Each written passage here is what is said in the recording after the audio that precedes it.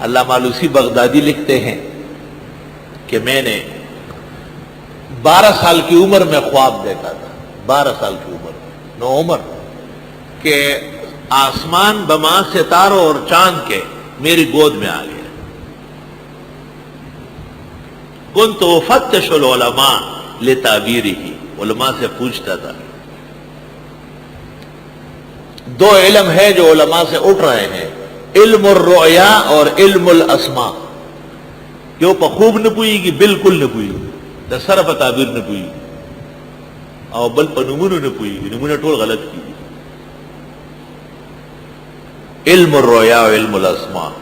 آلوسی لکھتے ہیں پھر میں نے ایک کتاب دیکھی، اس میں اللہ تعالیٰ نے مجھے اس کا معنی اور تعبیر سمجھا دی، وہ یہ کہ مجھ سے اللہ تعالیٰ قرآن کی تفسیر لکھوا دے گا۔ تو فرماتے میں نے شروع کر دی، 42 سال کے عرصے میں یہ تفسیر مکمل ہوئی، روح المعانی، عمر تمام ہوئی، عمر۔ توبہ توبہ۔ فرماتے ہیں کہ جب تفسیر مکمل ہوئی تو مجھ سے نام نہیں بن رہا تھا کہ نام کیا رکھوں۔ سلطان عبدالحمید خان کا وزیر علی رضا پاشا وہ آ گئے، وزیر سلطنت، خیریت دریافت کی اور علامہ سے کہا، مفسر سے، کہ سنا ہے تفسیر لکھ رہے تھے، کہاں تک پہنچی؟ آپ نے فرمایا مکمل ہو گئے۔ تو علی رضا وزیر نے دریافت کیا کہ ما سمیتا، کیا نام رکھا؟ انہوں نے کہا ما سمیت لے لم تقوا، مجھ سے کوئی نام بنے ہی نہیں۔ اس نے کہا، وزیر کرسی پر بیٹھ گئے، اس نے کہا بتائیے کس طرح تفسیر لکھی ہے؟ مفسر سے وزیر سوالات کر رہا ہے۔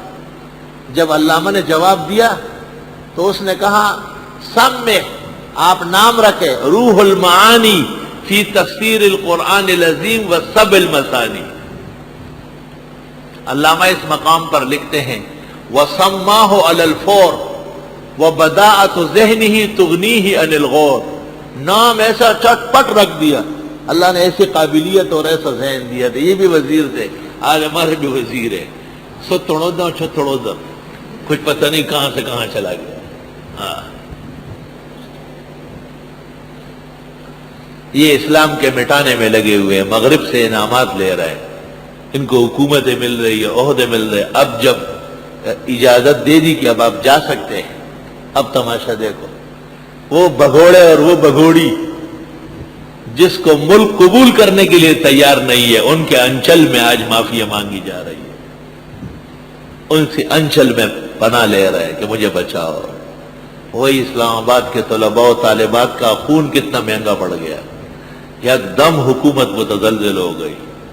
ہیچ قوم را خدا رسوا نہ کر، کا دل صاحب دل نامت پدر، دہر ون مخر دیوی بدی گنڈیر شی، او علب خبر سے جی بیا وقت در باندھی تیر شی۔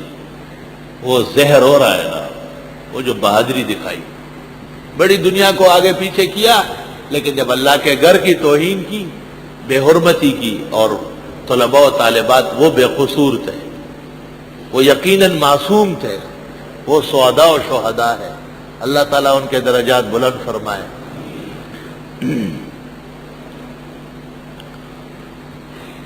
اللہ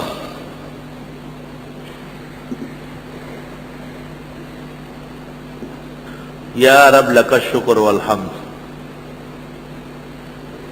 روح المعانی کی نقد اور تبصرہ اتنا طویل ہے کہ دن درکار ہے، کئی انشاءاللہ سبق کے ساتھ ساتھ ان کے محولات کے سامنے بات کریں گے۔